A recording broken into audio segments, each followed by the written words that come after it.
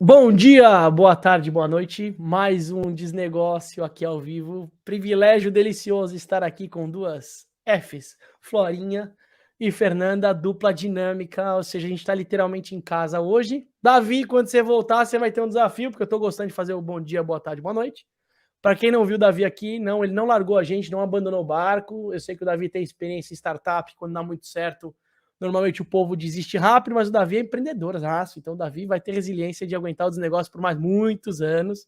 Então o Davi deve voltar semana que vem, galera, com várias novidades, enfim, tirar um sabático, mesmo que curtindo uma lua de mel. Deve vir coisa muito bacana por aí, né?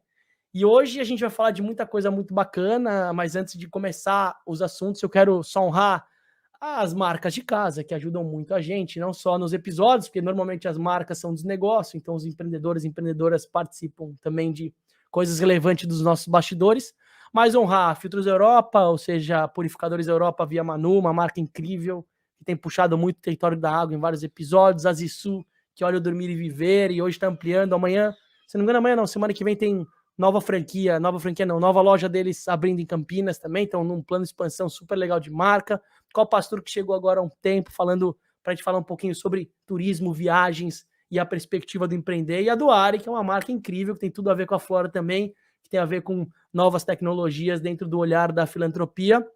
Mas hoje, Fê, antes de apresentar a Flora, quero saber como você está, como está o tempo aí, direto de... Da onde? Direto de Atibaia, o tempo está ótimo. Tá quente, parece que vai chover, aquela coisa, mas tá maravilhoso. Tô muito feliz de estar aqui nesse segundo episódio, honrando a lua de mel do Davi, e hoje falando com uma pessoa que eu admiro muito. Quando a gente ficou amigas, eu falei, não acredito que eu sou amiga dela, agora eu posso falar com ela no WhatsApp a hora que eu quiser. Porque a Flora é muito maravilhosa, vocês vão conhecer mais dela aí na próxima uma horinha, uma hora e meia. Uma honra, Aziz, esse convite. E a gente tem um privilégio legal, né? Porque a lógica de organizar nossa agenda, que já está meio que cheia até dezembro, óbvio que sempre tem espaço para pessoas incríveis, mas a gente escolheu uma gravação muito simbólica. Não sei o dia que você vai estar ouvindo esse episódio, mas a Flora, literalmente, ela nasceu ontem, né? Ou seja, ela escolheu vir para o mundo um dia antes, não ontem literalmente, mas simbolicamente há alguns anos atrás, há bons anos atrás, ela escolheu vir. Então ela está reciclada, reenergizada de um ciclo de vida vivo, né? Um ano autêntico de muito empreender. Flora é uma pessoa que ela. Você fala da Flora, você já começa a dançar corpo, entendeu? Não é só porque ela se conecta muito com essa vibração física, mas é uma pessoa que empreende 6 coisas, ou seja, negócios e projetos são a plataforma de vida dela, então ela tem uma organização social, ou melhor, quase duas, né? Ela tem a Movimentarte, que olha muito para o campo da dança como uma terapia, transformação e inclusão social. Ela é empreendedora do Impact Beyond, que é uma consultoria de inovação focada num olhar de impacto, principalmente dentro do ecossistema das corporações. Ela é sócia do Social Lab, ela é líder, criou a Fome de Ação, ela tem a Mais, que é uma baita plataforma. Caramba, a Flora tem muita coisa. E ela tem também um mega evento especial que ela está trazendo, que a gente vai falar só dele no momento mais para frente do episódio, que é o FIS, que ela está trazendo um dos principais festivais de inovação social para o Brasil, mais especificamente no Parque de Ibirapuera. Ou seja, a Flora é muita coisa. A gente até conversou de fazer esse episódio em algumas mais horas, mas a Flora também é mãe, e a Flora também tem esse desafio de equilibrar o malabarismo dos pratos, né? Então, a gente vai qualificar o nosso papo, Flor, para te ouvir ou para conversar com você durante uma hora e meia, deliciosa, na presença das pessoas que estão ou participando do ao vivo, ou você que está ouvindo em algum momento da sua rotina, mas bem-vinda oficialmente ao Desnegócio, Flor. Muito obrigada, Aziz, Fê, que honra estar aqui com vocês.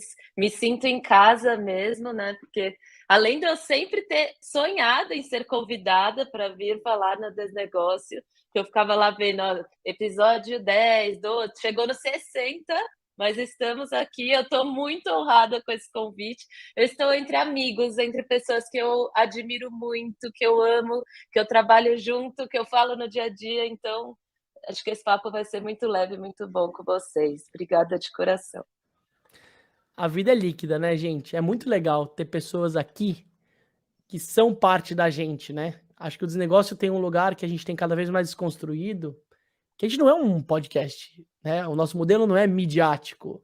A gente é uma plataforma de gente que está fazendo coisas incríveis acontecerem, cada um hackeando ou explorando ou, ou de fato, né, desenvolvendo seus ambientes de vida e carreira e trabalho, mas são pessoas que fazem negócio, fazem coisas juntas. A potência da gente como ecossistema é algo que tem chamado muito minha atenção. E aí eu quero começar, Fló, se me permite, Fê, também, que é começar a partir de uma coisa que a gente valoriza muito no começo dos nossos episódios, que não é olhar para o hoje nem para o amanhã, que isso é um costume de um país ou de um momento de humanidade que a gente está muito afoito, né, para os próximos passos, o que vai acontecer, a tomada de decisão do hoje, como impacta daqui a médio e longo prazo, ainda mais você que é mãe de pequenos, né, de gente pequena que tem ainda muita vida pela frente, a gente tem esse senso de legado, mas eu quero falar da onde nasce esse corpo, né, da onde você vem como família, porque a gente é os nossos valores, a gente é a nossa ancestralidade, o futuro é ancestral.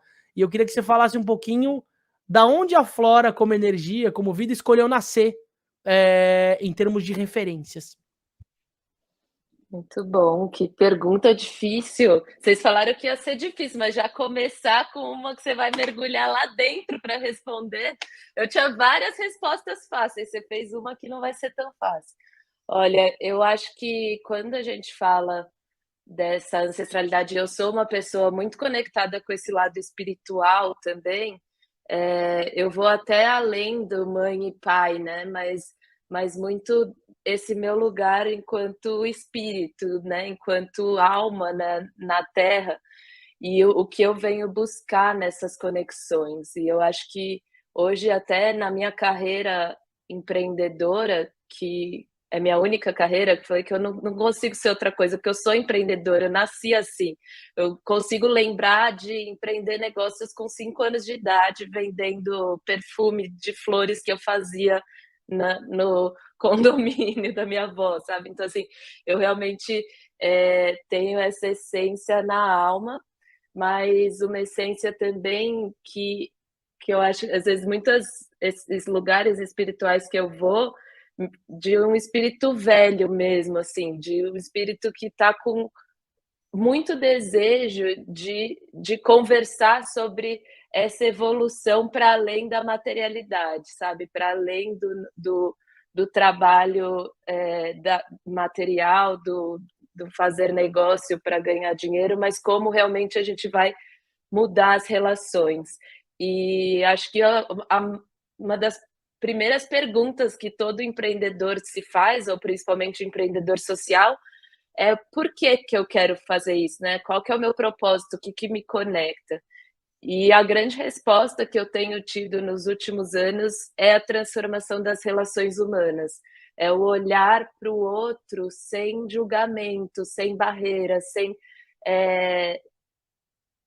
sem que tantos conceitos e preconceitos se estabeleçam dentro de uma relação que nem nasceu.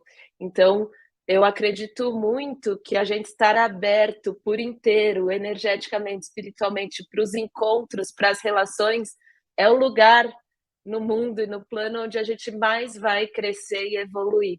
E isso inicia todas as minhas tomadas de decisão profissional, pessoal, no dia a dia com a minha família, com meu marido, com os meus filhos, é como a gente está presente na nossa vida e nas nossas relações, criando vínculos verdadeiros, profundos, e a partir desse olhar de que nós, seres humanos, fazemos parte da natureza, né? Então, quando você fala ancestralidade, eu olho muito para esse legado que eu acho que os meus pais sempre me deixaram, que é um amor e uma conexão muito grande com a natureza. Então, eu tive o privilégio de passar a infância na Bahia, passar a infância em Visconde de Mauá, no meio da natureza, com muita liberdade, até demais, né? Se for, minha mãe sempre foi uma mãe muito liberal.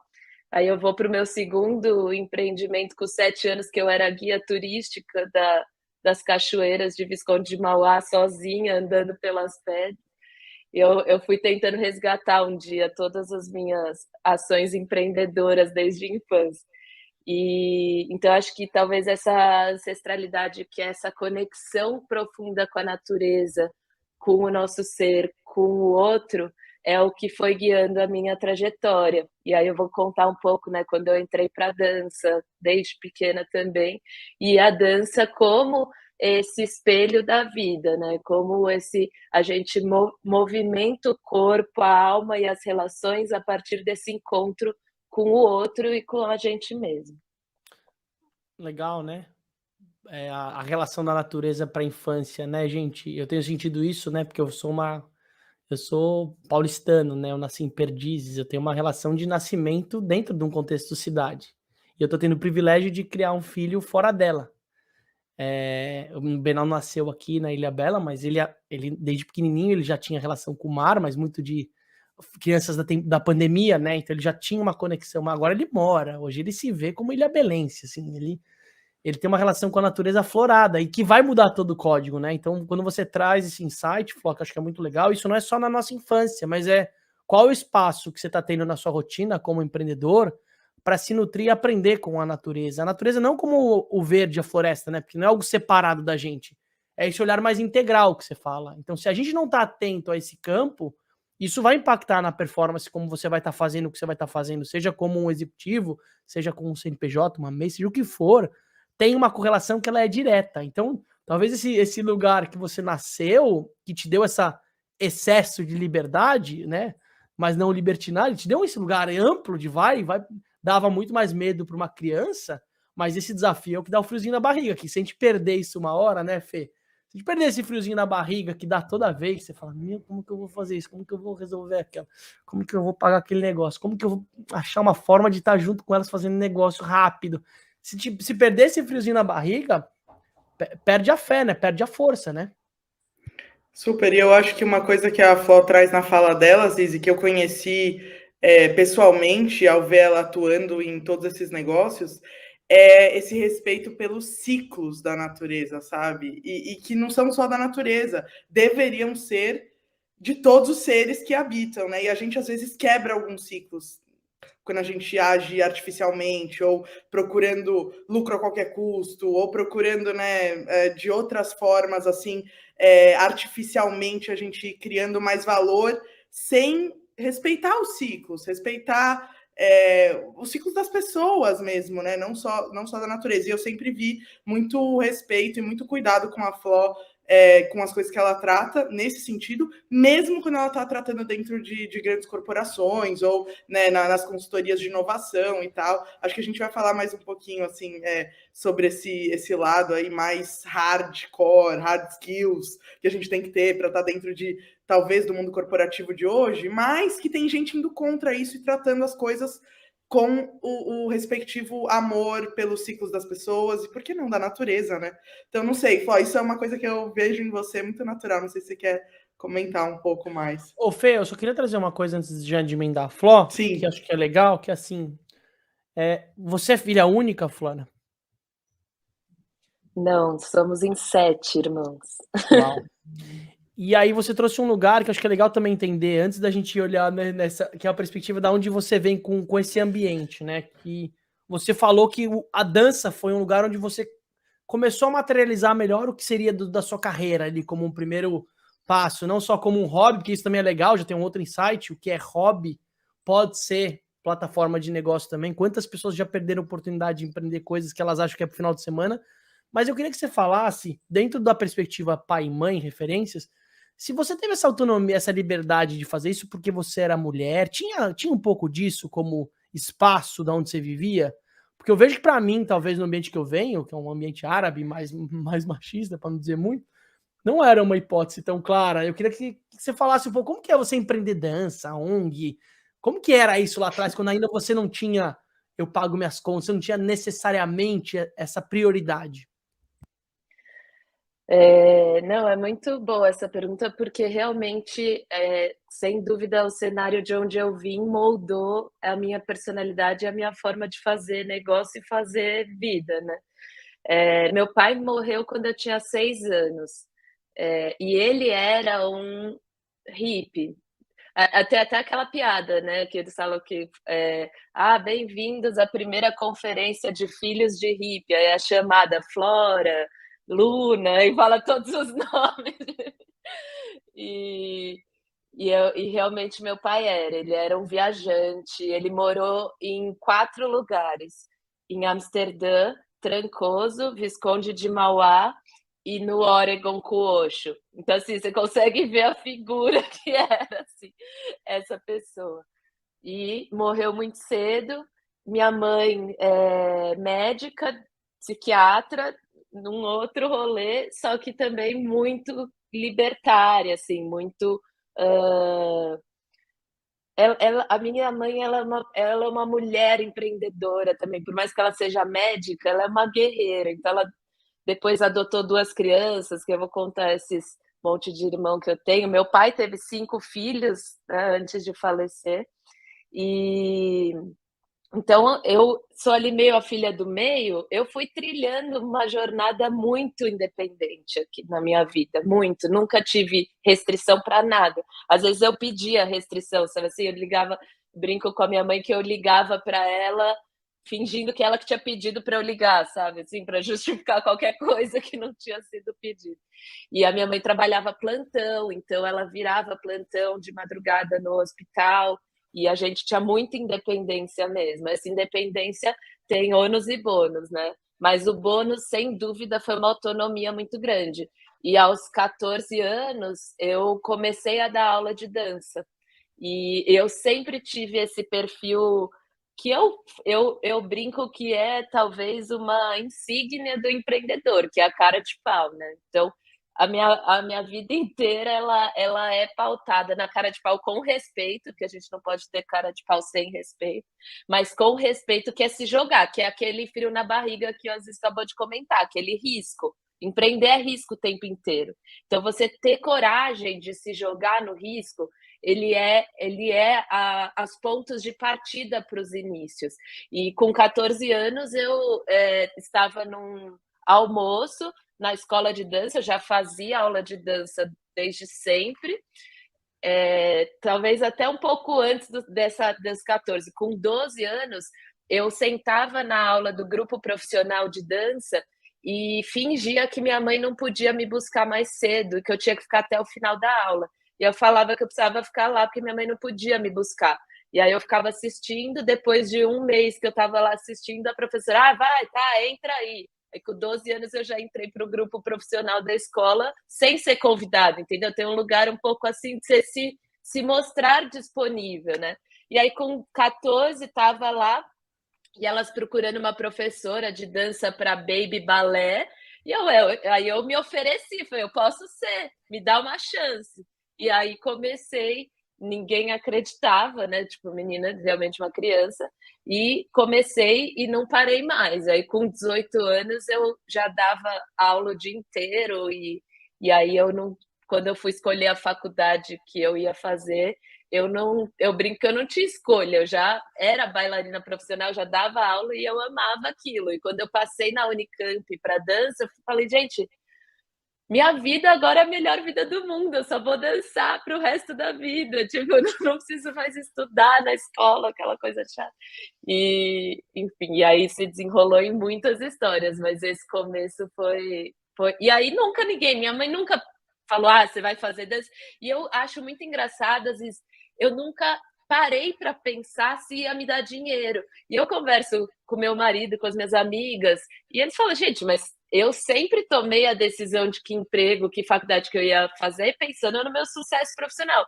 Eu juro para vocês, eu nunca parei para pensar se ia me dar dinheiro. E minha mãe nunca parou para questionar. Então é o oposto da limitação. É tipo, vai que é a sua paixão. E por muito tempo eu fui guiada por essa paixão 100%, assim, com muito privilégio para isso acontecer, nós não esquecemos disso, né? Total, Se você nasceu dentro desse contexto de privilégio, como ele de fato vira um pozinho mágico para você ser mais ousada, né? Tenho muita experiência com, às vezes, sucessores, porque no fundo a gente olha para, por exemplo, o exemplo de sucessor, não é só, porque todos nós somos, né? Tipo, não precisa ter um pai ou uma mãe empresária para você ser sucessor, você tá herdando alguma coisa que você precisa canalizar em algo. E aí você tem sempre os 3 perfis, né, que a gente fala, que é o perfil mais, o executivo, que vai seguir o padrão, assim, que é o, a gente fala que às vezes é o playboy o mais mimado, que às vezes ele não tem a força suficiente para poder seguir um caminho mais autoral, então ele fica muito preso ainda num lugar meio de utilizador daquilo. Você tem, às vezes, o perfil mais executivo, alguém que vai, mas ele faz o quê? Basicamente, ele vai viver o mundo fora e ele fala, não, eu preciso honrar o meu sistema, preciso voltar e dar um show aqui dentro, que é muito mais legal fazer dentro desse meu território. E você tem o mais hippie, o mais freestyle, que a gente fala, mais ousado, e que vai fazer arte, vai fazer dança, vai fazer alguma coisa muito extrema, e normalmente dá muito certo, porque ele faz porque ele sabe que se der tudo errado, e aí isso é uma voz interna, né? Tipo, vai dar certo. E aí essa ousadia, ela dá esse espaço. A gente tem vários exemplos aí em mercado, pessoas que se deram tiveram essa oportunidade, mas eu gosto de valorizar as pessoas que fazem isso em prol das relações, em prol do outro, né? Não é só um olhar mercado financeiro, fintechs e Faria Lima, né? Não, é alguém que faça uma proposição muito legal. Então eu queria trazer só uma coisa, você falou da dança como esse seu lugar de... Cara, não foi por dinheiro, mas você escolheu ter o melhor trabalho da sua vida, né? A melhor profissão da vida. É viver, acordar e sonhar com a dança. Mas eu queria que você falasse um pouco da dança, até porque a gente tem um ambiente homem, masculino, que escuta bastante aqui. E a dança não necessariamente é um repertório tão claro, né? O gingado é uma coisa meio... E eu queria que você falasse da dança como expressão. Você usa até o aspecto terapêutico. Eu tenho, enfim, na SCAP a gente trabalha muito em algumas atividades de biodança, que é incrível, tem muita coisa, né? Tem dança ancestral. Eu queria que você falasse um pouco de como você vê esse lugar, menos na caixinha, e como isso tem tudo a ver com vários bloqueios e vários desafios de pessoas que vivem aspectos que às vezes ele não nomeia como dança. Ele ou ela, né? A dança, eu acho que sem dúvida é muito louco, porque a quantidade de habilidades que eu uso no meu dia a dia, trabalhando com grandes empresas e corporações que vêm da dança, é inacreditável. E as pessoas não avaliam isso, não acham nem que existe uma ligação entre as coisas. Então, sinto que eu fiz um trajeto único de aprendizado que às vezes é difícil até reproduzir, porque ele vem de um lugar intangível. Então, a dança, principalmente a faculdade de dança, você não aprende a dançar.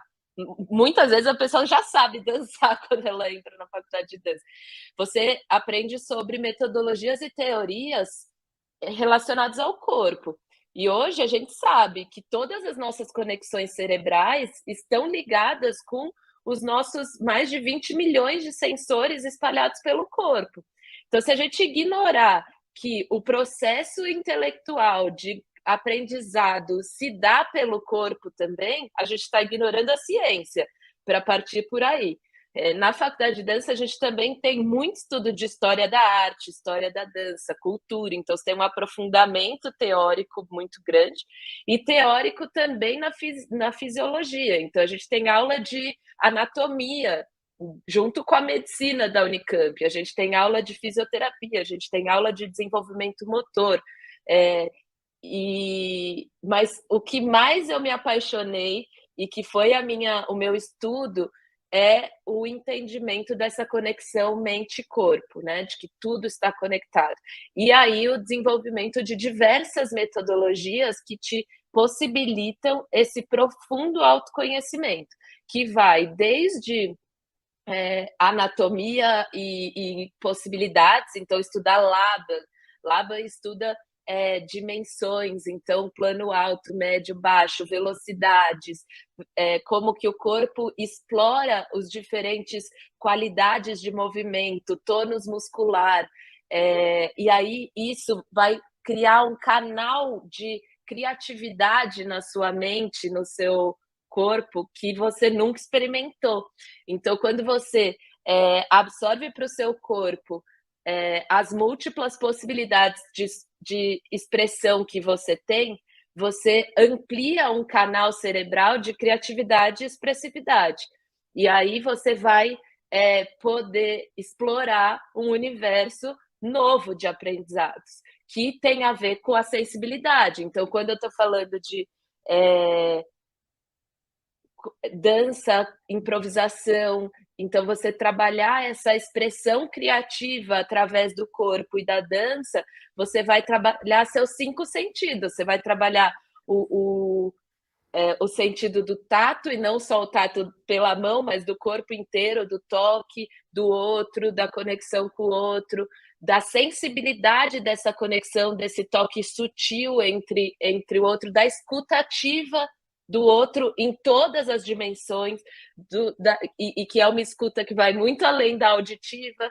Da auditiva também, qual que é a inspiração que uma música, um barulho, um som de percussão me traz e que explora essa criatividade. O olhar atento a todos os espaços, tempos e movimentos do que acontece num espaço de improvisação. Os gostos também, e tudo isso vai despertando um novo caminho de aprendizado.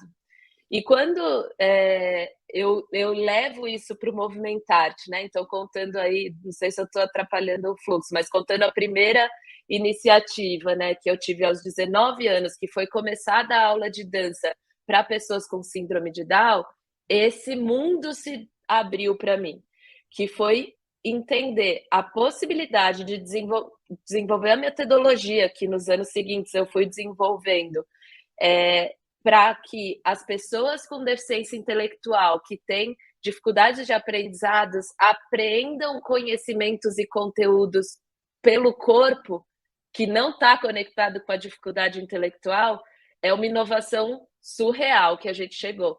É chegar com alunos em níveis de desenvolvimento nunca antes visto, com bailarinos. Hoje a gente tem uma companhia de dança profissional com bailarinos com síndrome de Down, com DRT, que já dançaram em vários países, que estão se apresentando em vários teatros. E esse lugar de desenvolvimento humano que a dança proporcionou nesse contexto do Instituto Movimentarte, ele foi o primeiro abertura de olhar para mim das possibilidades. E aí, quando eu empreendi o Movimentarte, eu tive também a minha primeira oportunidade dentro do ecossistema de inovação e empreendedorismo social, que foi com a Red Bull Amapico, que foi quando também me apresentaram ao mundo do impacto social, ao mundo do empreendedorismo, porque até então eu era do mundo da dança. E eu não tinha nem visão de que eu era empreendedora e do que eu estava fazendo era uma inovação. Eu realmente estava dando aula de dança para um grupo a partir de uma pesquisa que eu desenvolvi na universidade, porque eu passei 6 meses da universidade em Lisboa, e lá era muito desenvolvido esse lado da conexão das metodologias da dança com terapia, dança, movimento, terapia, psicologia, Feldenkrais e várias técnicas que abraçam essa compreensão de mente e corpo. E consegui voltar e começar essa aplicação. Quando a Red Bull, então, me descobre, eu descubro esse mundo do empreendedorismo, um novo universo se abre. Por isso que eu sou muito fã de programas de aceleração, de formação de rede, de ecossistema, porque esses coletivos e esses programas, eles impulsionam esse entendimento da pessoa empreendedora dentro de um ecossistema. E aí um novo mundo se abre. E aí, só para finalizar esse caminho, pode falar. Eu ia puxar uma coisa legal desse assunto, que a Fê tá aqui, ela é especialista nisso, ela pode somar. Mas o seu caminho é um caminho que, às vezes, ele é diferente do comum que a gente vê, que as pessoas projetarem a criação dos negócios dentro desse ecossistema e não a aceleração dos negócios dentro desse ecossistema que muda tudo, né? Você falou que você pegou algo que ele é original, que ele é íntegro, ele nasceu de dentro, que você tinha dele não um negócio, mas uma forma de uma tese, você falou um estudo, ele nem tinha um olhar, talvez, como CNPJ necessário, não tinha um olhar disso, mas quando alguém falou, você tem uma potência que ela é muito sua, e talvez a sua identidade como empreendedora tem tudo a ver com ele, isso é um outro ponto também.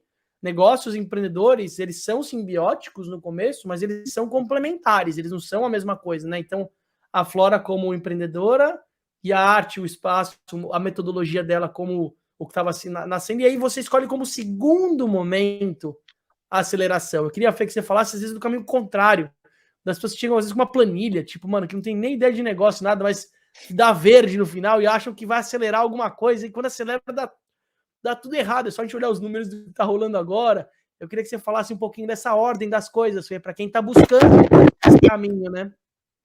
Que bom que não existe, né, ordem, mas eu vejo muito claro, sim, isso que a Flora descreveu, né, dela ter se descoberto e ter recebido ali gasolina, né, para falar, nossa, isso aqui dá para fazer muito mais, dá para multiplicar, né? As pessoas que ela conheceu com certeza abriram portas que, se ela ficasse só no mundo da dança, ela não ia conhecer as possibilidades, né? Então, acho que quando os programas são bem projetados, eles são catapultas mesmo de multiplicação. E tem gente que aproveita e fala, putz, eu quero fazer isso, não tenho a mínima ideia o que eu posso fazer. Então, peraí, deixa eu estudar as 4 indústrias com mais oportunidades de serem melhoradas, e daí dessas indústrias eu vou escolher qual é o nicho que ninguém está olhando e que tem mais chance de retorno. Então, daí a pessoa vai mais no racional, né, achar, e ela pode achar um programa de aceleração que possibilite a ela montar um negócio a partir disso, com certeza. Mas acho que quando você transforma uma paixão, um propósito, e essa semente que na Flora ela foi explicando como foi tão natural, aí multiplicando, nossa, imagina a paixão com que ela alcança muito mais gente com isso, né? Porque acho que aí é que tá o relacionamento mais verdadeiro, né? Quando você vai no racional, né? Claro que vai ter gente querendo investir ou fazer negócio com você, porque sabem que você fez todos o checklist das possibilidades de dar certo, né? Mas será que essa pessoa vai sair tão feliz lá no final do que a que realmente foi com o propósito desde o começo, né? Então, amei ouvir mais uma vez aí um pouquinho da sua trajetória até achar aí, putz, eu sou uma empreendedora, né? Tô super curiosa para saber quais foram, assim, os próximos passos, porque você foi se tornando uma multi-empreendedora, né, Flor? Então, antes da Flor emendar, Fê, a gente hoje é uma pesquisinha ambulante. Então, se você que está ouvindo a gente e gosta da galera que vem aqui, o cenário A de caminho é mais desnegócio possível, que é pegar o que nasce de dentro do que talvez você ganhe dinheiro, tenha um reconhecimento, tenham várias coisas legais, mas a chance de você ser um desnegócio, em termos da estatística da FE, ela diminui um pouco se você seguir a planilha só o espaço de mercado. Pelo menos um ano e pouco fazendo esses episódios, a gente tem pelo menos alguns dados para isso, né? Não que seja um caminho, de novo, é o que você falou, caminhos originais são caminhos únicos, mas quem sabe puxar alguma vocação interna seja um bom lugar. Antes de eu puxar para a carreira líquida, que tem a ver com liquidez, e óbvio que liquidez não dá para a gente deixar de falar da que está aqui dentro, né? Da nossa super Europa, e a Europa tem tudo a ver com esse gancho.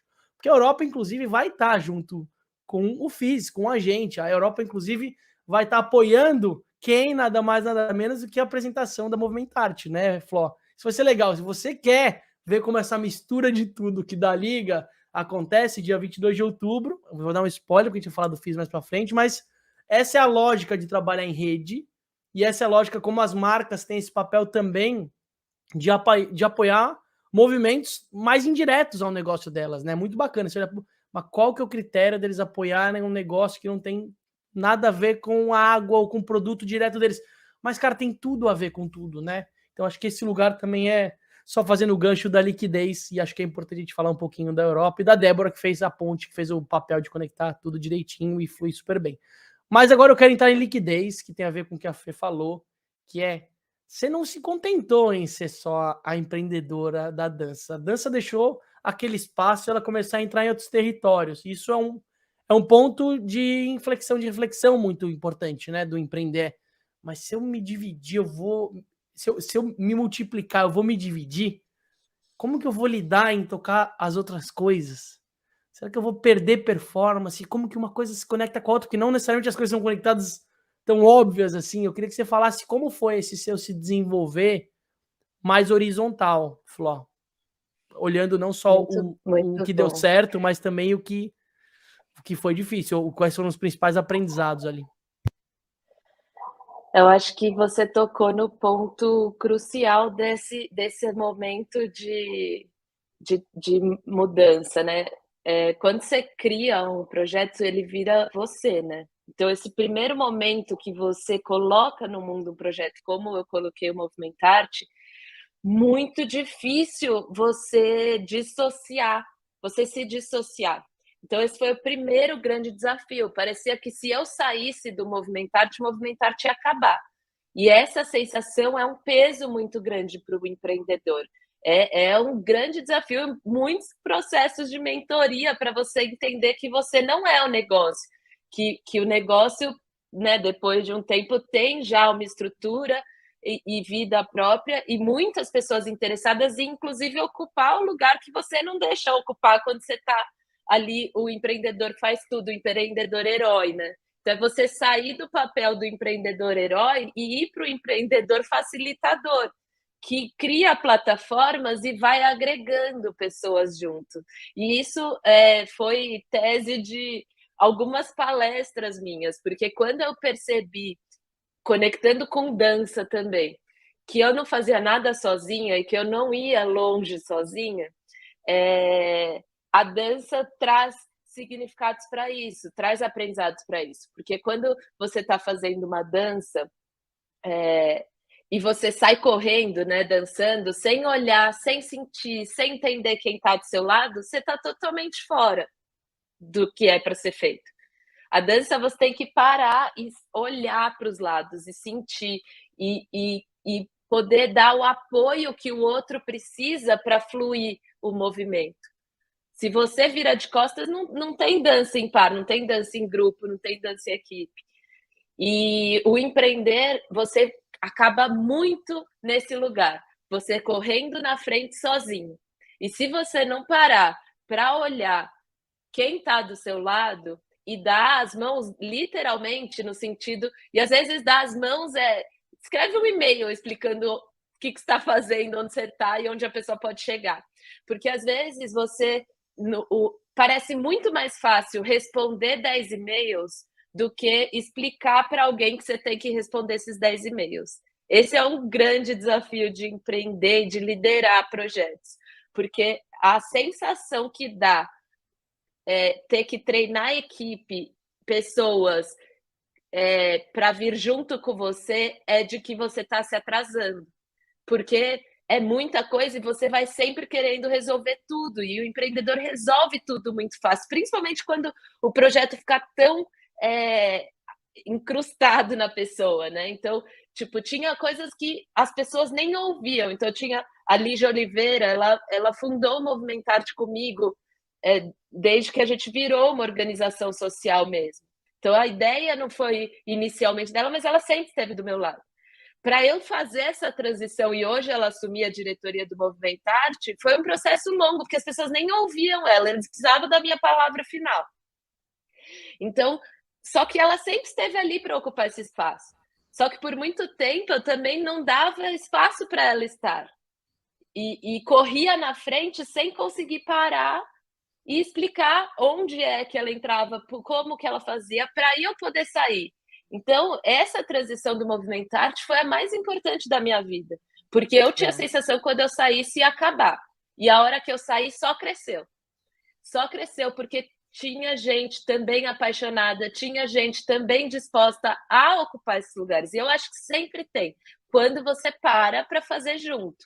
E esses são alguns dos aprendizados da colaboração, né? Esse tempo, essa escuta, diálogo, presença, troca, porque a liderança ela é solitária. A gente pode depois entrar nesse assunto. Mas aí falando dessa transição, quando eu entrei para a Red Bull... Fló, só uma coisinha que você falou legal aqui, que é a da liderança solitária, mas você falou também da liderança dinâmica, que é um outro conceito bem legal, né? Para a gente olhar e se empoderar cada vez mais, que não necessariamente é uma liderança por hierarquia, né? Porque a corporação, ela dá muito claro esses boundaries, esses limites das relações, mas o empreender, ele tem essa dança. A própria sociedade, por si só, tem um pouco disso, né? Às vezes, sócios estão num momento mais sensível, mais delicado de vida, ou estão mais inseguros, o outro tem que criar uma força interna para ir equilibrando. Então, esse espaço que você fala, que para você foi literalmente, não foi simbólico, foi realmente sair para que outras pessoas pudessem florescer dentro da organização,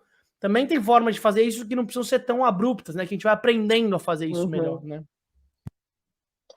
E até hoje eu não saí totalmente, né? Então tem muitas estruturas que ainda eu vou levando junto.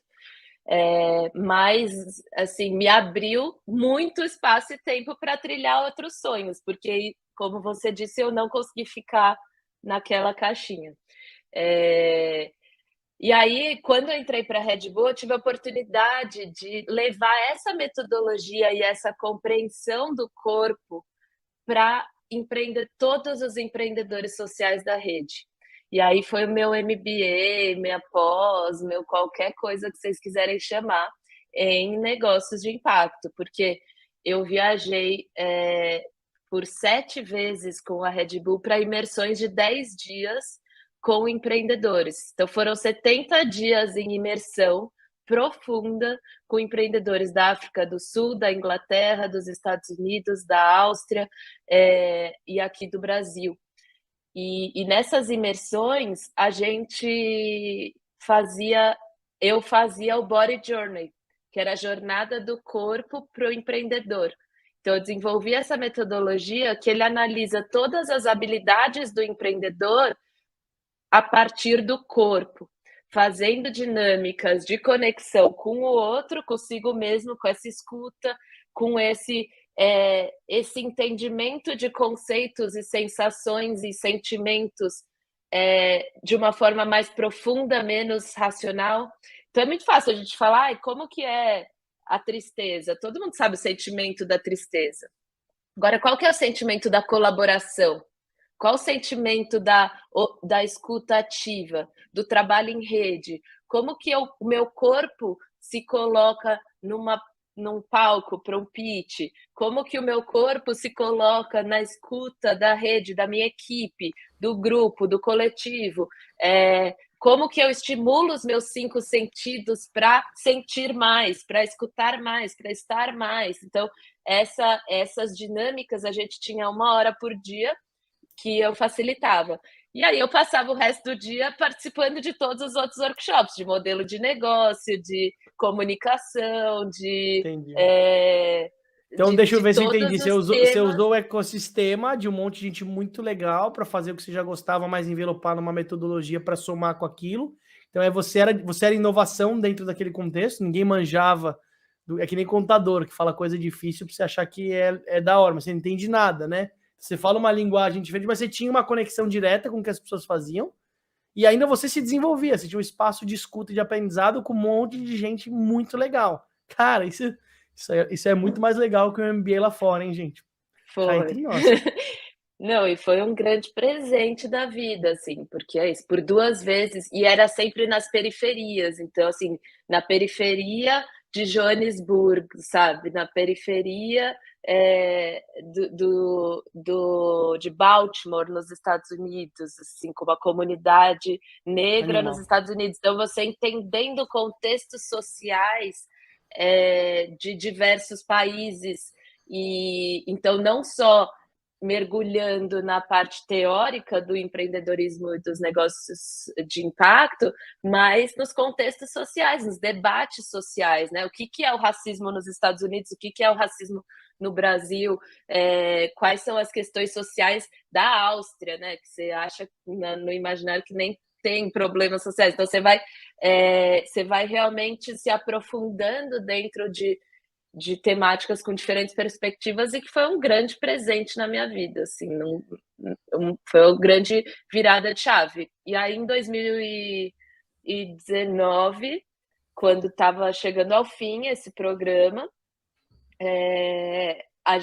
eu abri a Impact Beyond, exatamente com o intuito de aproximar esse ecossistema de empreendedorismo social das empresas, porque eu via que tem uma questão de ponte mesmo, de linguagem, que as coisas não juntam. Então, todo esse mergulho, essa inspiração de ver esses empreendedores sociais, essa energia empreendedora, esse lugar das pessoas que trazem projetos a partir das suas perspectivas, das suas vivências na pele, né, no que ela viveu, e a ideia inovadora que entrega uma transformação social, é uma mina de ouro. E as empresas estão começando a enxergar isso, né? Em 2019 não tinha, ninguém falava disso, eu parecia meio louca tentando entrar nas empresas. Em 2020 veio o boom do ESG junto com a pandemia, e ficou muito mais fácil explicar o que eu faço, que é só falar ESG, a pessoa não entendeu, mas ela já começa a discutir. e a gente teve um crescimento absurdo na empresa, né? Então, a gente tem crescido mais de 50% por ano, fazendo projetos com grandes marcas como Google, Alpargatas, Ambev, HP, Votorantim. E aí eu entrei nesse mundo hardcore também, mas é o que a Fê disse, tentando manter essa essência, e eu sinto que hoje é o diferencial que os meus clientes buscam e gostam de escutar, que é a sensibilidade em primeiro lugar, as relações humanas em primeiro lugar, as construções verdadeiras e baseadas em dados, que é o que a gente preza, né? Como que a gente faz qualquer projeto ser o mais verdadeiro possível, gerar o maior impacto possível, escutar essa comunidade o máximo possível. E aí, só para finalizar, a gente faz, então, dentro de diferentes projetos, muito diferentes um do outro, essa transversalidade, mesmo se são questões ambientais, sociais ou de gestão de projetos, a transversalidade da responsabilidade social, do olhar da diversidade e da inclusão e do olhar do negócio em si, né? Então, realmente, a gente fala de quebrar essa barreira entre lucro e impacto social. As pessoas, esses conceitos, né, do capitalismo consciente precisam andar juntos. Essas são as empresas do futuro e são as empresas que eu quero estar construindo, que eu quero construir junto com os meus clientes.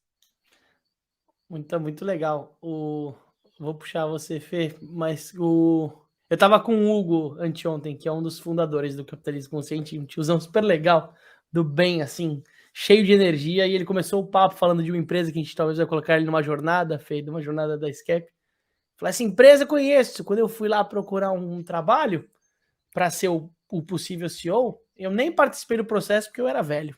Ele trouxe uma perspectiva de um desafio, né, de como a gente lida ainda com essa questão, né? Mas eu queria fotografar uma coisa da fora, até quero ver isso com você, Fê, dentro dos ecossistemas que você permeia, muito de inovação, de startup, que é a importância de você sustentar esse lugar do diferente, do que vai gerar um ruído, do que vai provocar algo, que às vezes é o oposto que a gente vê, né? O mundo corporativo, ele normalmente ele valoriza mais por mais que ele tente falar muitas vezes, ele é mais igual, assim, é muito mais padrão as coisas.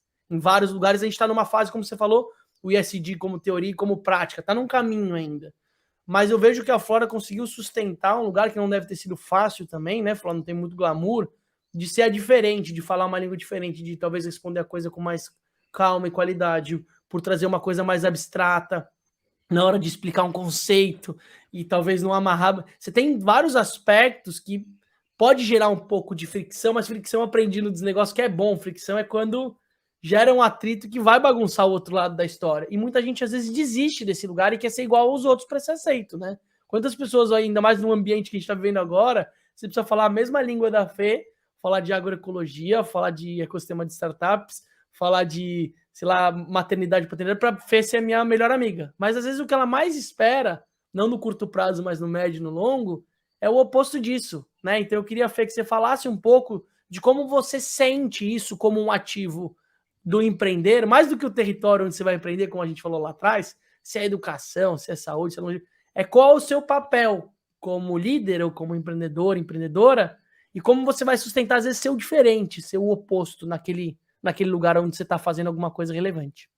Nossa, eu adorei. Acho que essa fala da Flora trouxe tanta coisa, assim, importante, mas realmente isso que elas estão tentando fazer na Impact Beyond, de levar essa inovação social para dentro, parece que vai contra até o próprio ritmo das corporações, né? Porque normalmente as corporações vão, não, a gente sempre fez desse jeito, está dando certo, vamos continuar fazendo desse jeito aqui. E daí muitas vezes não percebem que é isso que é a derrocada, né? Se você continuar fazendo as coisas do mesmo jeito que você fazia antes, e até porque o ESG veio para ficar, né? Daqui a pouco ninguém mais vai aceitar lidar com o emprego. Eu espero que isso esteja mudando cada vez mais rápido na cabeça das pessoas, né? Delas estarem se tornando conscientes no capitalismo e sabendo que ativismo é o que você faz todo dia no supermercado com as marcas que você consome, né? Então essas marcas têm que se ligar e não fazer tudo do mesmo jeito que elas fizeram a vida inteira. né? E acho que a Impact Beyond é essa sementinha que vai lá e fala, olha, eu posso te ajudar a perceber como é que você faz um pouquinho mais diferente, né? E acho que foi isso que a Flora trouxe desde o começo, esse olhar de, puxa, não mais do mesmo, mas olha só, o que o seu corpo fala, olha só, as pessoas é o mais importante de qualquer negócio, né? Então, acho que o que a Impact Beyond também traz no papel da Flora e das fundadoras vamos olhar primeiro para as pessoas, como é que a gente está impactando elas, tanto dentro quanto fora, os clientes, os funcionários. É uma coisa tão humana e próxima que não tem como dar errado no final, porque você está escutando, a escutativa. É realmente assim, tá bom, qual é o problema atrás do problema que estão falando para a gente que é o problema? Né? Então é muito isso, sabe? Né, Flor? Eu tô aqui Não, só e eu pegando acho coisa. que é legal isso também de, né, contar aqui que hoje nós somos uma equipe de 10 pessoas, né?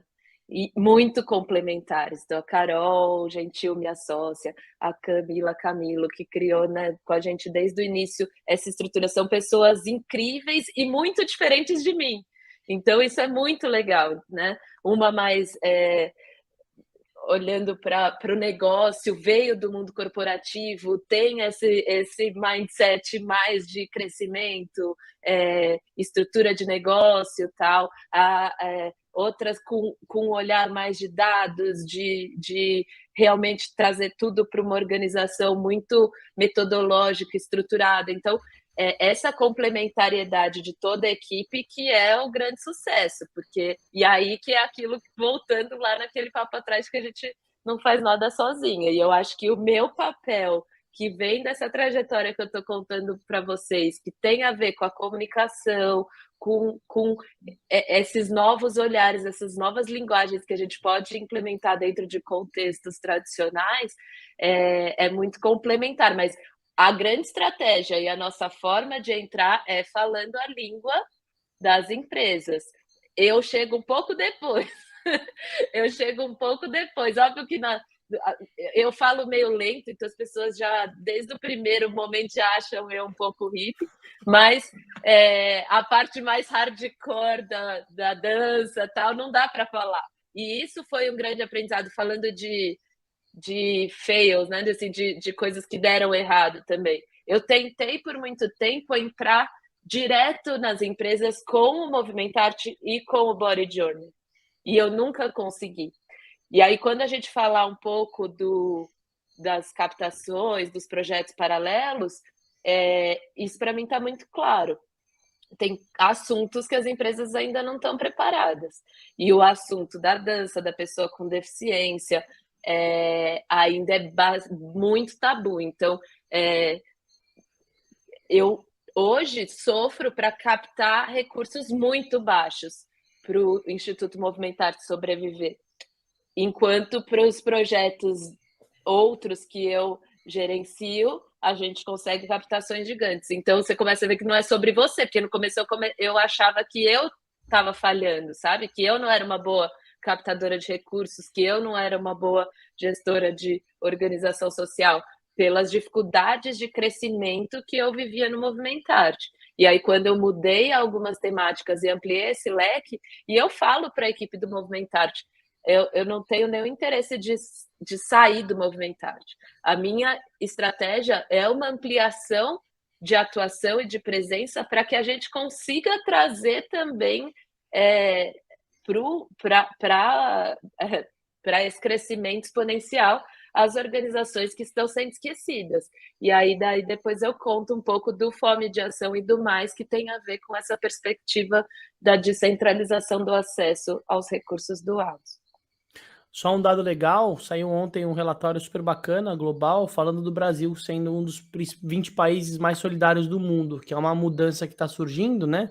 Em termos do Brasil aprendendo, talvez a pandemia acelerou muito, mas a doar foram, se eu não me engano, 1,4 bi doados, e que representa uma coisa muito bacana, mas ainda tem um aprendizado, que a gente puxou isso nos últimos episódios, a gente teve um episódio muito legal, o último falando com o Wagner do Prato Verde Sustentável, que esse dinheiro ainda está muito concentrado, né, Flora, que é em poucas organizações sociais. Ainda tem uma cultura da corrupção que ela impregna e vira um trauma, um preconceito, porque quando você aprofunda melhor, você entende que tem uma doária que trabalha com inteligência de doação, com modelos de transparência, mas às vezes os pequenos, que são os que mais precisam daquele recurso, acabam não sendo tão interessantes para as corporações, né? Que às vezes olham nas ONGs uma projeção de vitrine, que é uma loucura, é uma insanidade, né? E a gente vive muito isso. Ah, mas eu vou doar lá para o negócio da fome, é tão pequenininho.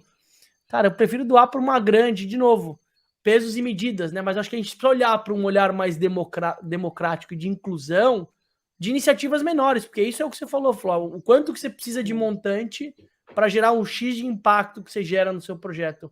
Perto, às vezes, de um investimento maior, não vou citar nomes agora, porque a gente está com um processo recente interessante, mas é uma lógica de a gente olhar como intraempreendedores, pessoas que têm recurso disponível, ou até fundos familiares, né? Não é só corporativo. Aziz, mas aí acho que entra também o poder das redes, né? De como algumas pessoas emprestam a sua reputação e falam, não, então vai vir mais um monte de gente comigo, né? E acho que tá sendo um modelo que tá indo até no terceiro setor sendo mais comum. Poxa, então vem comigo que eu já tenho aqui um monte de gente que me dá dinheiro e eu vou distribuir, né? Então, enfim, acho que dá para melhorar muito, mas com certeza, assim, rede é o jeito da gente se multiplicar, né? No terceiro setor. Eu vou aproveitar o tema, então, para contar do Fome de Ação e do Mais, que são exatamente projetos que nascem para viabilizar essa transformação, né?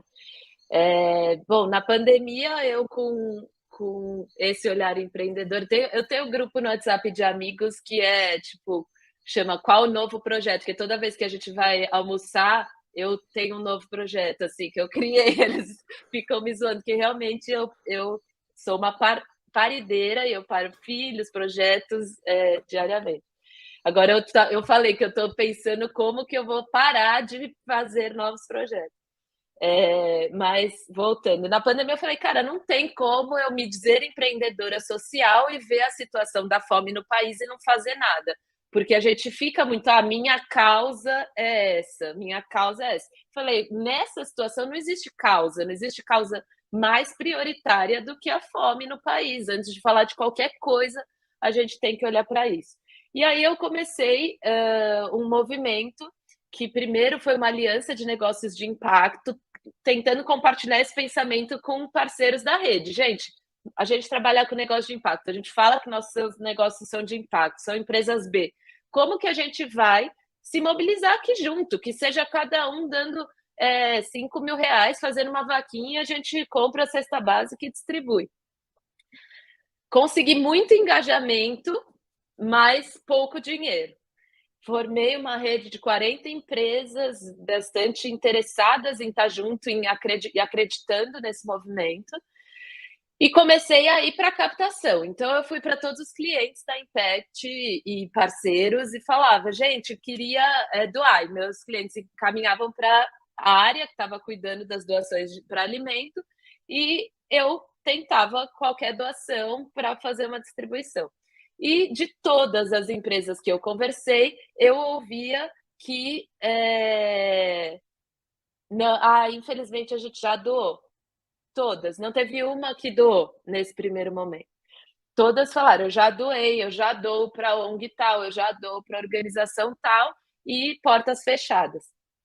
E aí eu falei, cara, tem alguma coisa errada aqui, porque tem muita gente passando fome, não dá para a gente ouvir essa frase, eu já doei, com tanta gente passando fome, doa de novo então, né? Vamos continuar doando. E aí, como eu estava num movimento de mapear para quem que eu ia doar o dinheiro que eu já achava que eu ia conseguir, mas que eu não estava conseguindo, começou uma lista de pessoas que eu fui articulando pelo Brasil, me escrevendo que estavam precisando de doação, e histórias muito tristes. Se a gente começar a juntar histórias de pessoas em situação de insegurança alimentar ou com fome, é muito difícil. Você entrar nesse assunto assim, sabe muito bem. E aí eu fiquei alguns dias sem dormir à noite, pensando nisso, assim, tipo, putz, que merda, não consigo fazer nada. Consegui 40 mil reais com essa rede e comecei uma distribuição de algumas cestas básicas. Aí eu falei, vamos juntar as coisas, então. Então, a gente vai doar para quem não está tendo acesso às doações e visibilizar quem não está tendo acesso. E aí a gente criou a campanha Fome de Ação, e a campanha Fome de Ação tem a missão de doar para quem não está tendo acesso às doações das grandes campanhas. E a gente conseguiu fazer um mapeamento em mais de 10 estados no Brasil, chegando em comunidades ribeirinhas, quilombolas, indígenas, que são as de mais difícil acesso e que não estavam recebendo doações. A partir da transformação dessa comunicação, eu voltei para minha rede, para empresas, e em 6 meses eu captei 1,5 milhão. Então, quando a gente realmente cria as narrativas e visibiliza as situações, a gente consegue a transferência de dinheiro. O dinheiro existe, ele está aí. A gente precisa realmente conectar. E aí, passando esse primeiro momento da campanha, eu falei, tá, mas a gente precisa ir mais longe, porque a gente precisa mostrar o tamanho do terceiro setor no Brasil. As pessoas desconhecem. Literalmente, pessoas ficam sem saber para quem doar. Isso é até engraçado para a gente que trabalha com isso, achar que tem pessoas que não sabem para quem doar, porque tem tanta gente precisando, fazendo projetos incríveis, que o que falta é a comunicação, é a visibilidade desses projetos, dessas pessoas. E aí a gente mapeou duas principais crenças limitantes do porquê que as pessoas não enxergam o terceiro setor no Brasil. Uma delas é porque existe uma crença de que existe pessoas de má fé fazendo gestão de organizações do terceiro setor e que elas roubam dinheiro social. Existe essa crença, as pessoas então têm medo de doar para quem elas não conhecem. E a segunda é que a cultura de doação no país está em construção, as pessoas não têm cultura de doação, e até a gente faz parte do movimento por uma cultura de doação, que realmente levanta essa pauta e essas discussões. E a outra é que as pessoas não confiam na gestão financeira do recurso de organizações pequenas, e por isso que as empresas doam para grandes organizações, porque elas se sentem mais seguras na utilização desse recurso. E aí eu criei o Mais, junto com a Luísa, do Instituto FI, e a Camila, e a Impact Beyond, a gente criou o mapa do impacto social. E a gente fez o mapeamento através de 16 bases de dados de todas as organizações sociais do Brasil, e a gente chegou num número de 816 mil organizações sociais. A gente criou um Power BI que você consegue acessar, mapa do impacto.social, você consegue acessar e navegar pelo georreferenciamento, e você consegue chegar na cidade do interior de Minas Gerais e ver quantas organizações sociais tem naquela cidade. Você consegue... A gente está fazendo um mapeamento dos ODS para ter o radar ODS do Brasil e saber em que ODS as organizações sociais atuam. E, para isso, a gente vai lançar até na Globo, uma grande campanha de comunicação para que essas organizações sociais que a gente mapeou atualizem seus dados e respondam as perguntas que vão conseguir ajudar a gente enquadrar essas organizações dentro dos ODS. E aí esse chamado a gente está fazendo com uma coalizão, então voltando o olhar da colaboração, a gente não faz nada sozinho. Essa plataforma a gente quer pôr para o mundo, para o ecossistema. Então a gente fez uma coalizão com mais de 30 parceiros que apoiam e impulsionam o terceiro setor. E aí no site você consegue ver todos, eu não vou citar porque eu vou esquecer um dos 30, mas pessoas que realmente estão assinando a plataforma junto e que cada dia mais isso vire uma plataforma do ecossistema. Não tem nenhum fim lucrativo para ninguém dos envolvidos, pelo contrário, a gente investiu para pôr essa plataforma no mundo, mas é uma visão, e esses são trabalhos voluntários meus e da Impact Beyond, do Instituto FI, para que a gente traga estruturas que sejam plataformas para todos e que gerem transformação de ecossistema, e que a gente realmente democratize o acesso à cultura, à doação no Brasil, ao investimento social privado no Brasil, e visibilize e conecte essas organizações sociais do interior do Piauí, do Tocantins, com as oportunidades, porque as oportunidades elas estão centralizadas no Sudeste. Ô, Ai, Fló, gente, deixa eu falo puxar um muito, ponto parei. legal. Não, eu vou puxar um ponto legal que você falou uma coisa lá atrás que vale a pena para quem está ouvindo, que é assim, a gente sempre projeta, porque isso é um inconsciente muito forte do brasileiro, desse senso de inferioridade nosso, que é de um país que foi colonizado e de refugiados que normalmente estão fugindo. Então a gente já tem isso como um lugar de que a gente só vai conseguir realizar o nosso negócio quando a gente procurar os grandes, né? Tem isso muito forte. Eu preciso ter uma marca grande que eu atue, eu preciso ter um valor grande. Tem um lugar de buscar essa referência. E tem um insight muito forte que você trouxe, e eu vou reforçar quando eu entrei no mundo do social, das organizações sociais, é que se eu colocar coisas muito grandes no meu posicionamento como negócio, eu espanto eventualmente coisas menores. Então, se eu coloco, sei lá, que sei lá, o Itaú doou, o Instituto Unibanco doaram, sei lá, o iFood, só coloco as marcas grandes que estão doando, dá até vergonha de, sei lá, o Aziz doar R$ 50, ele acha que não precisa, os montantes são muito diferentes. Isso foi uma sacada muito forte com o orgânico, solidário, que é que primeiro vamos criar a base, o ecossistema de doação, porque depois, quando tiver um ecossistema consolidado, as marcas vão querer conectar com aquele ecossistema. Mas isso demorou, a gente precisou passar um pouco disso. Eu faço analogia do terceiro setor, porque o terceiro setor ele tem milhões de analogias, porque ele não é separado do mundo dos negócios. Ainda mais, cada vez mais, ele está conectado. A gente tem episódios brilhantes aqui, com o Piponzi, o episódio com o Léo da Cital, e tem muita coisa muito legal de episódio, para você que está querendo olhar, que existe uma sinergia que ele se comporta como um negócio. Só que o modelo dele, em vez de olhar como um lucro para ser dividido por acionistas, talvez, o lucro vai ser para gerar mais abundância, para ele se desenvolver como modelo, né? E aí, trazendo essa perspectiva de, cara, tem um negócio, começa pelos amigos, família, começa menor, olha para um lugar mais fácil, olha para a quantidade de pessoas e não para o volume financeiro. Quando a gente começa a fazer isso, negócios dão tempo, demoram para acontecer, né, Flora? Por exemplo, a plataforma que você está desenvolvendo a mais, há quanto tempo você já está desenvolvendo ela? Você fala, nossa, Flora, ainda não saiu. Nossa, mas que demora. Sei lá, tô olhando numa perspectiva. Cara, fazer negócio dá trabalho, ele tem o tempo dele. A coisa ela precisa ganhar maturidade, precisa ganhar corpo. Talvez você precisa conhecer uma pessoa que vai ser uma futura sócia, um sócio, que ainda não está no processo, mas ainda tem um tempo para ela aparecer. Então, essa ansiedade, que talvez tenha a ver com a fala calma da Flora, mas que gosta de falar e que já emenda bem um assunto, que tem uma dança na fala que você traz isso, ele tem uma conotação de que, gente, fazer negócio, independente se é ONG, se é empresa, olhar para o impacto e para o propósito, tem muito a ver essas duas palavras com tudo que você fala, ele é uma questão de vida longa, ele estica, é uma linha que ela dança, né? Aí chega uma Fê Calói que fala um monte de coisa aqui, putz, eu quero estar junto com isso, quero estar ali, aí chamou a Aziz. Aí a coisa vai dançando e tem o tempo das coisas, né? Que eu acho que é muito legal, mas que tem um outro insight legal, que negócios não são empresas, são ecossistemas, né?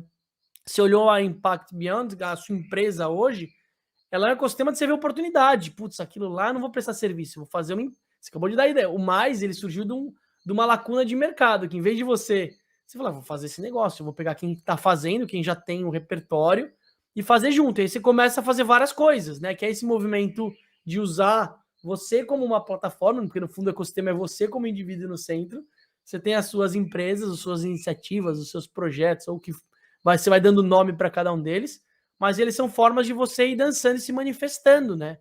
E isso é muito legal, mas tem um desafio que eu queria que você falasse, que é o desafio de uma agenda de 7 dias por semana, um desafio de equilibrar a maternidade, equilibrar maridão no jogo, que o mundo não é exato, esse equilíbrio não é o meio, não existe, vou marcar no meu horário para sair às 6. A Zissu sabe muito bem que é dormir e viver, né? Que, tipo, às vezes um dia que você vai estar saindo às 6, mas com a cabeça explodindo, você não vai ter qualidade para estar com seus filhos, sei lá, não vai ter qualidade para se entregar numa relação, que seja que relação que for, porque a coisa é líquida. Mas eu queria que você falasse como você lida com esse desafio de uma pessoa tão família e tão gente, como que é lidar com tanta coisa e com pouca agenda. Olha, aí a gente vai para os desafios mesmo, porque esse eu não tenho resposta nem solução, porque eu estou vivendo no mergulho desse grande desafio, né? Eu tenho conversado com alguns amigos empreendedores também, essa contradição da gente achar que trabalhar com propósito, a gente gente trabalha mais, sabe? Porque a gente acha que tá tudo conectado, né? Tipo, é minha vida. Eu tenho muita dificuldade de desligar, muito. Eu sonho com os projetos, eu fico tendo ideia o dia inteiro, eu não consigo, e isso eu não acho legal, parar às 6 e focar só na minha família, nas minhas coisas, sabe? Eu fico querendo contar as coisas depois, e, e eu acho que hoje eu estou vivendo um grande desafio, que é esse equilíbrio, principalmente agora com o festival aí há 10 dias, esse esquece equilíbrio, né? Estou trabalhando até meia-noite e a partir da meia-noite e um, sem parar, dormindo e vivendo isso. E depois do festival eu tenho esse desafio para começar realmente a entender como equilibrar isso. Eu consigo ter momentos de qualidade de presença com a minha família e com os meus filhos, mas a demanda está muito alta. E aí eu começo a ficar angustiada também, porque eu sou uma pessoa que gosta de parar e responder as pessoas com calma. Aí eu começo a ver 100 mensagens no WhatsApp não respondidas, e aí vai ficando insustentável. Então, eu conto muito com a minha equipe para dar conta de tudo que a gente está fazendo, mas como eu até falei, como vocês fizeram uma pergunta de como criar novos negócios, falando, estou precisando aprender como não criar novos negócios, porque é uma impulsão, assim, é compulsão de tipo ver uma oportunidade. A minha cabeça é assim, e fico disponível, a pessoa acha que tem tempo, de conversar, porque assim, as pessoas vêm conversar comigo, eu dou ideia de 10 negócios que a pessoa pode criar, porque realmente eu tenho, é natural de mim, então é muito natural É criar novos vocação, né? projetos É o uma tempo vocação. inteiro. Só que agora eu tô na hora de cuidar um pouco e dar uma segurada, pisar o pé no freio, porque chega a perder a qualidade, sabe? Se a pessoa quer marcar uma reunião comigo, não dá. Tipo, ano que vem a gente acha uma agenda. Eu acho isso muito feio. Acho feio eu ter que responder que eu não tenho tempo de conversar com alguém. Que, conversa com alguém da minha equipe para marcar o horário comigo. Mas, infelizmente, com 6 agendas vivendo e cruzando ao mesmo tempo, é o que está acontecendo. E aí, esses questionamentos que eu tenho entrado agora, assim, como que a gente estrutura, e a gente tem uma pessoa agora, gerente de projetos, a Clara maravilhosa, que está ajudando muito a gente a reorganizar processos que aliviem tempo para que a gente tenha tempo de qualidade. Então, na Impact, a gente põe muitos processos legais. Então, toda sexta-feira tem a reunião de celebração, toda segunda-feira tem o café da manhã. Então, são processos de humanização, porque senão a gente é levado numa enxurrada de demandas que eu nunca vivi, porque há 2 anos atrás eu vivia só na dança, né? Só no corpo. Então, eu vim do lugar mais conectado possível para um lugar de demandas muito grandes corporativas, né? E aí eu tô nesse momento de resolver isso também, não deixar passar muito. Nossa, assim, desculpa, vou pular aqui, porque é isso, 2 anos atrás, né, a Flora CEO, a Flora businesswoman, a Flora líder, era um outro lugar, né, Flora, e acho que a gente tem falado tanto como, poxa, tem exemplos maravilhosos durante a pandemia de mulheres que lideraram seus países, né, e todo mundo ficou, uau, que mais mulheres estejam na liderança, né, com todos esses skills maravilhosos que a gente tem. Como é que você se viu, de repente, CEO, tendo que falar com grandes empresas? Eu sei que você confia muito nas suas sócias, né, que vocês têm super esse jogo muito, muito azeitado, aí vocês fazem papéis diferentes, mas muito complementares, mas quais foram as coisas que você mais falou, nossa, eu preciso trabalhar nisso, quando você se viu nesse lugar de negócio, de business, de, puxa, agora eu sou CEO de uma organização, né? Ou você acha que não? Gente, tá tudo bem, são todos os papéis e a gente vai se organizando. Eu tenho muita confiança e eu tenho um processo de aprendizado muito rápido. Acho que isso é uma qualidade mesmo. Eu pego projetos que eu não sabia nada no início e que muito rapidamente, com mergulho e estudo, eu começo a saber muito sobre os assuntos. Então, essa habilidade permitiu o início da Impact até a gente estruturar a nossa entrega, né? Hoje a gente tem tudo muito claro, como a gente faz o que a gente faz e que especialistas entram em que ponto. E isso traz mais leveza do que você nem saber os processos, né? Como você faz. Então, eu mergulhei, eu tenho uma habilidade de aprendizado rápido que me fez traduzir muitos conhecimentos que eu já tinha para esse mundo corporativo e no final é engraçado, Fê, mas por mais corporativo que sejam os temas, a gente está falando de coisas básicas ainda. A gente está falando de justiça social, a gente está falando de olhar para o outro, de escuta ativa, de habilidade de criar uma estratégia conectada com a realidade, né? Então, assim, o que eu mais agrego não são coisas que eu precisaria de uma universidade inteira para saber, são coisas que o meu profundo conhecimento em diversidade, inclusão, responsabilidade social, justiça social e a minha capacidade de humanização dos assuntos resolvem, às vezes, muito mais do que uma estratégia que antes eu não tinha tanto conhecimento, né? Então, eu acho que essa dança mesmo das complementariedades que entregam hoje os melhores resultados que a gente tem. E eu sou workaholic, então eu faço os projetos e a gente faz muito bem feito, porque a gente faz com muita dedicação por muitas horas, né? Não tem também muito segredo nisso. É muito louco, né? Porque a coisa ela vai se encaixando. Não é de uma lógica tão simples, né, Flora? Mas não é tão bonito para caber em 1h30 de papo, mas no fundo a gente vai entendendo. A gente não acaba não repetindo mais os mesmos. Tô acabando, filho. Tô quase. Ele quer te dar um beijo. Vem cá me dar um beijo. Pausa, porque eu tava vendo aqui, para quem não tá vendo, tá ouvindo, eu tava vendo agora na câmera da Fê. Tava a criançada ali curtindo o pôr do sol, dançando ali, delicioso ali, enfim, rapidinho. A vida é líquida também, né? As crianças estão dentro e fora do nosso trabalho agora. Isso é tão incrível de se ver também. Então, Aziz recebendo um beijo. Esses dias eu estava numa viagem que eu fui lá para Nova York na Climate Week. Aí eu estava falando para um amigo que quando eu vou viajar a trabalho, eu viro para os meus filhos e falo: filha, eu estou indo viajar e eu não queria ficar longe de vocês, mas eu quero muito fazer essa viagem porque eu amo o meu trabalho, eu estou indo feliz, porque eu tenho uma sensação que muitas vezes a gente fica só na culpa de deixar as crianças, né, de sair de casa.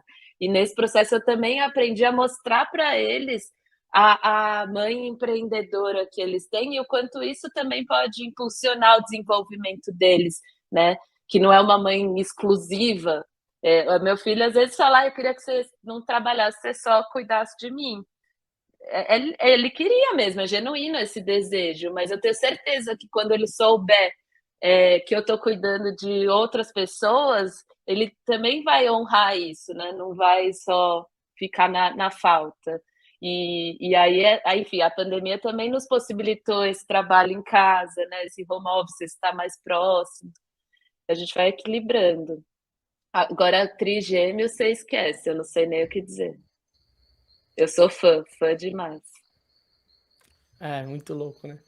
Porque no final só nutre mais, né? Por mais que o tempo às vezes é mais escasso, realmente a vida ela tem que ser mais.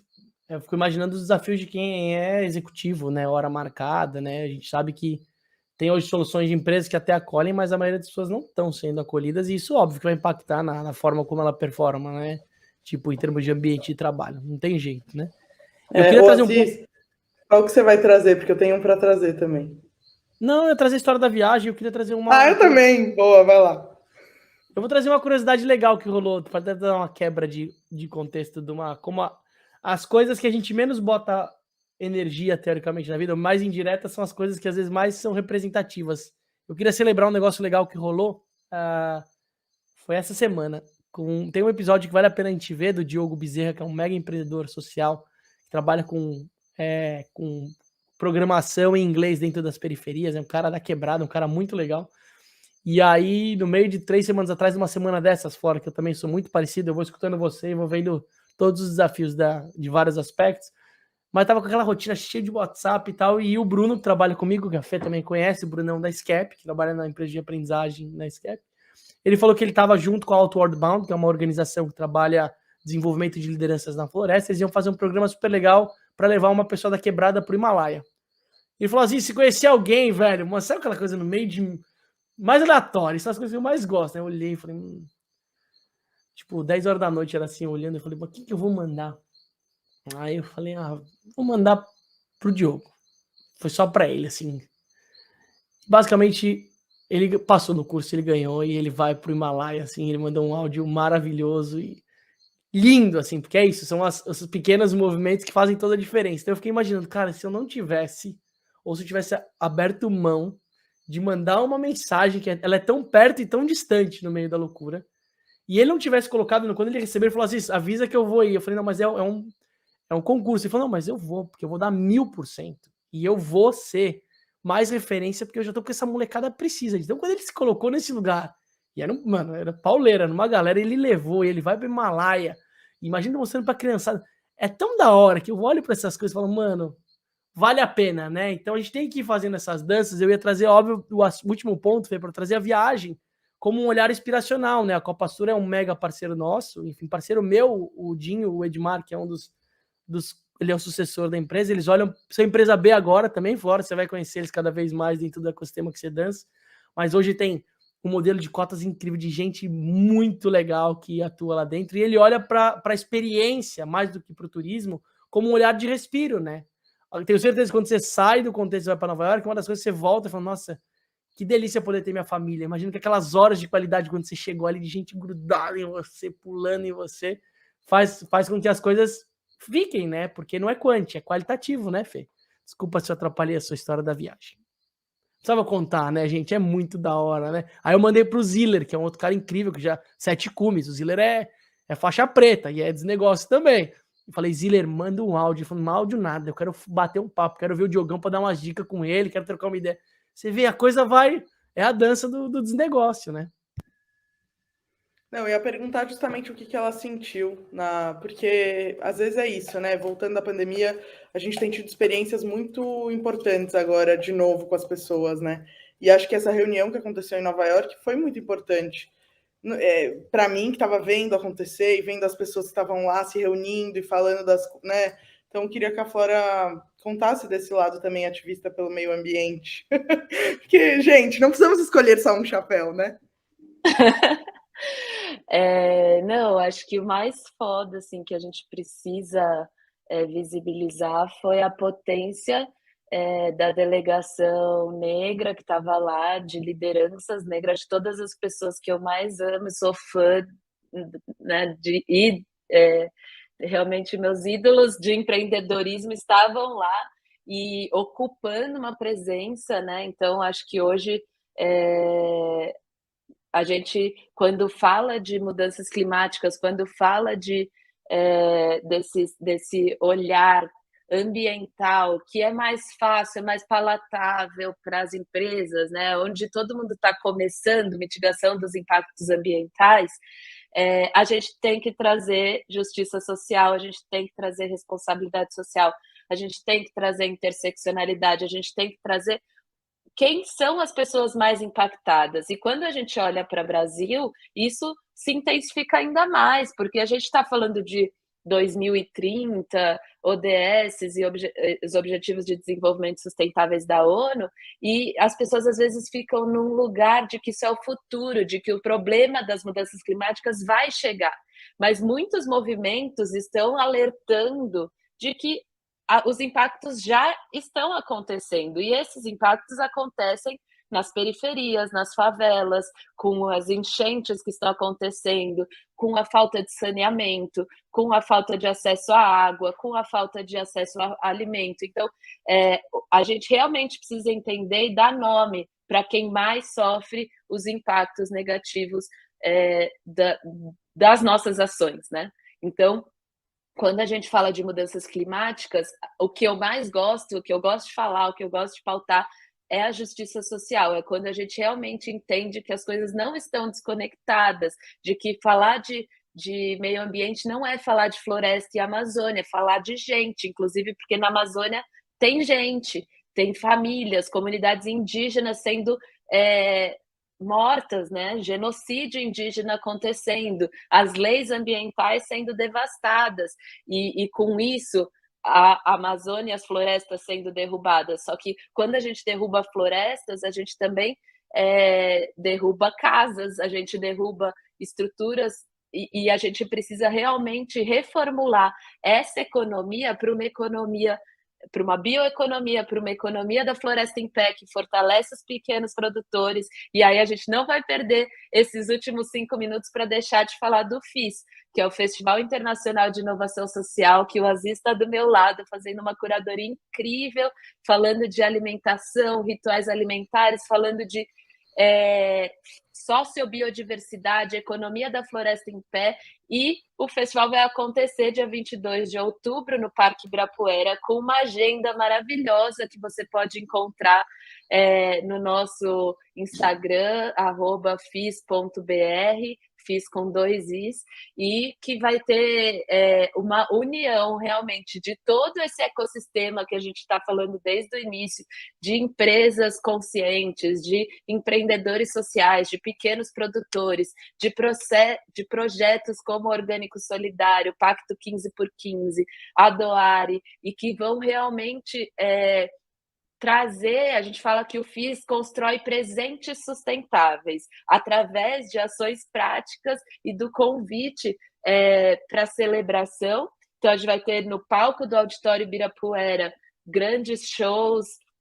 apresentações artísticas do Movimentarte, do Rubens Oliveira e Lu Obadimin, o rapper indígena Overá, que cantou com o Alok lá no rooftop da ONU, quando a gente estava lá, e ele vai estar no palco do FIS. Uma tenda toda do Sistema B, com várias empresas, e uma agenda de 5 horas de painéis maravilhosos, a tenda de ONGs que vai estar recebendo, através da Doare, doações para o Orgânico Solidário, espaço com oficinas e atividades para adultos e para crianças. Então é um festival para famílias, tragam seus filhos, famílias, porque acho não, vai ser, né, Aziz? Conta aí como foi a experiência também de estar pensando o FIS.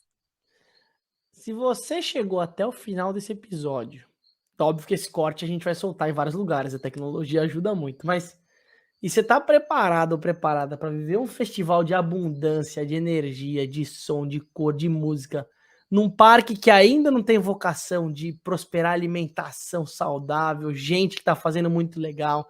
Vai ser como se fosse um respiro na nossa rotina, né, Fló? De olhar que a gente já é autossuficiente, a gente já pode resolver o próprio modelo, que a gente olha muito para a natureza, para fora, né? O ato falho. A natureza para fora. Mas a natureza é o todo, não é sobre... São as pessoas também, né? O que você falou. Então a gente vai criar um ecossistema, ou seja, proporcionar para essas famílias e para você que está ouvindo, chamar alguém. Vai ter muita coisa muito legal, vai ser o dia todo. Vai ser um sábado épico. E mais do que isso, a gente está vibrando, isso é uma coisa empreendedora muito legal.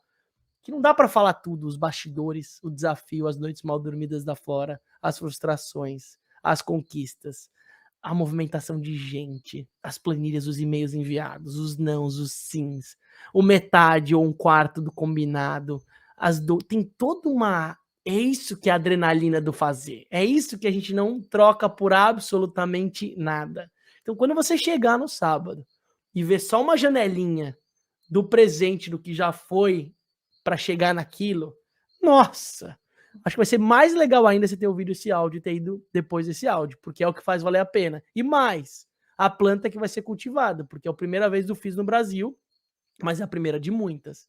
É a POC, é o piloto, é a primeira versão, é o MVP, independente do nome que você dá, ele é o primeiro de muitos. Então ali a gente materializa a ideia, que não tem valor nenhum, mas como a gente traz isso para o real, para a ação, da celebração e, óbvio, dos próximos passos que vão acontecer, né? Então tem um lugar que vai ser muito genuíno para você que está ouvindo isso ir lá e sentir e abraçar a gente, curtir a gente. Vai ter um monte de gente dos negócios, vai ter muita gente muito bacana. Acho que é um espaço de diálogo, de troca, né? A Fê vai estar com certeza. A gente não conseguiu estar, né, Fê, em São Paulo para celebrar junto com a Flora o aniversário. São os desafios de quem mora longe, mas vai estar muita gente junto. Então, sabadão, dia 22, estaremos todos conectados para celebrar esse marco, mais um marco da Flora, né? Porque ela foi teimosa. Lá atrás ela viu o festival, rolou a pandemia, né? Também teve esse ponto, você precisou adiar, sustentar a frustração, não é resiliência. Porque a resiliência do empreendedor tem que tomar cuidado. A Fê pode me ajudar nisso. O empreendedor é resiliente, não. A gente não é autoflagelo, a gente não é sadomasoquista, tá? Isso não é ser empreendedor. A gente tem que ter prazer, tem que ter nutrição. Não dá para ficar empreendedor brasileiro aqui. Não, calma. Tem que ser legal, tem que ter amor, tem que ter leveza também no processo. Porque senão, até no papo, né? Quando a gente foi no evento que você me convidou aí, que a gente tinha uma pessoa falando que ela falava do life work balance, né? Ela era contra isso, sei lá. Era alguém que eu não lembro quem. Imagina, isso não existe. Empreender tem que ser, mano. Você tem que abrir mão de tudo e de todos. Assim, ela falou de um jeito. E eu olhei pro meu lado, tinha uma molecadinha assim, ó. É isso, mano. Bom, é o fundador do Rappi, eu acho. Então, assim, ele falou que naquele momento ele precisou não ter work-life balance. Mas, enfim, concordo. Nem todo mundo precisa fazer o que ele Mas aí fez. todo mundo ouvindo isso. Então, por isso que eu quero trazer. Dá pra fazer com amor, dá pra fazer junto, dá pra dançar. Dá para fazer um pouquinho. Dá para se apoiar, né, Aziz? Dá para também alguém olhar e ver que você passou do ponto e te avisar. Amigo, vem cá, deixa eu te ajudar. É isso. Mas eu tô muito animada para estar no FIS também, para levar as crianças para viver essa coisa da ocupação da cidade, falar, olha como São Paulo tem coisa bacana, né? Então eu sei que tá cheio de coisa legal voltando a acontecer em São Paulo e isso é muito bom da gente mostrar para as nossas crianças que esse tipo de inovação acontece na rua, né? Nos lugares públicos e não só dentro de uma sala cheia de post-its, né? Então vai ser muito bacana, tô super animada também. Que delícia, hein? Muita coisa. A finaleira foi meio cuspida, assim, porque eu perdi a noção do tempo, né? E aí os papos vão vindo, né? Basicamente, eu tô aqui, ó, super conectado com vocês duas. Acho vocês incríveis. Acho de uma leveza e de uma originalidade muito legal. Então é muito bacana poder compartilhar a minha trajetória de vida e todos os desafios com gente como vocês. Eu me sinto mais leve, né, nesse lugar. Eu tô nutrido do nosso papo. Eu acho que foram vários pontos legais de eu te conhecer de novas perspectivas, fora que às vezes no nosso dia a dia a gente não tem esse espaço de escuta, né? Como dois fazedores muito fortes, a gente tem esse desafio de olhar para os temas centrais e às vezes não transbordar alguns aspectos, família, da onde vem. Então é muito legal ter esse espaço de escuta dos negócios que ele tira os negócios do centro e coloca as pessoas no centro, né? Então, me dá mais conexão com você. E é isso. E grato, Fê, por ter aceitado mais um episódio com a gente. Achei muito, muito legal. Enfim, delícia. Acharemos novos formatos para que isso se mantenha também. Não é só por causa do Davi, foi uma desculpa verdadeira. Na verdade, o Davi nem viajou, tá? A gente fez um combinado só pra gente ter você um pouquinho aqui, já oficializar você como co-host aí, tô brincando. Tudo brincadeira, né? Nossa, o meu check-out hoje no Desnegócio é mais uma vez super positivo, super cheio de esperança e com uma certeza de que a gente está construindo coisas que mudam a nossa sociedade para melhor. Em cada movimento, em cada ação que a gente conversou hoje aqui com a Flora, dá para ver o impacto positivo que tudo que ela está trazendo para o mundo já está colhendo, né?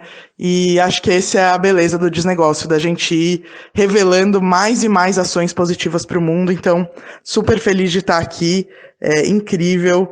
Mais uma vez, obrigada, gente, é um prazer. E vamos continuar somando esforços, porque o mundo precisa muito da gente. Gente, vocês são maravilhosos, que condução gostosa, foi uma delícia me desconectar essa 1h30 do mundo, quero nem ver o WhatsApp depois, mas eu quero agradecer de coração a oportunidade de contar a minha história, de relembrar a minha história, porque também quando você compartilha, você traz uma nova lente, né, para a sua própria história, e eu gostei muito de poder reviver isso junto com vocês, que são pessoas que eu amo, que eu quero estar cada dia mais próxima, e eu recentemente pensei exatamente isso, assim, é muito difícil ser empreendedor, porque para cada pessoa que você vai conversar, você tem que contar 10 anos de vida. Agora eu vou só encaminhar o podcast e aí depois eu marco... Porque é difícil, você não tem um crachá, né? Não tem uma coisa, é a Flora Head, sei lá de onde. Não, é tipo, eu tenho que contar uma história bem longa para as pessoas levarem a sério o que eu tô fazendo. Então agora já tá mais fácil, viu? Já encurtou o caminho. Mas eu saio muito feliz de estar aqui, que a gente faça esses encontros aqui dos 3 mais vezes, com vinhozinho, com um jantar.